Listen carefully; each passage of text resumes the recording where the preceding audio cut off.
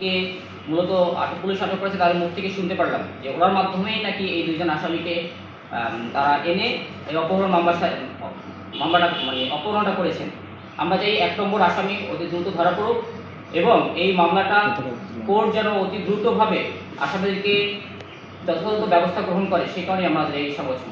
আপনার সাথে তাহলে কি কারণে নিয়েছিল আপনাকে অপহরণ করে? কি কারণে সেটা তো আসলে ধরনের জন্য জানতে পারবেন না আপনারা নেওয়ার পর তারা বলে না যে আপনাকে তো মাঝে টাকা চাইছে ৮ লাখ। হ্যাঁ, আমি তো কোনো পূর্ব শত্রুতা কিংবা কোনো লেনদেন কোনো কিছু ছিল না? কখনো আমাকে বলে না, ওরা আমাকে মাঝেই বলতে যে বাসা বন্ধে ৮ লাখ টাকা। তো আমি বললাম যে ৮ লাখ টাকা পাবো কত?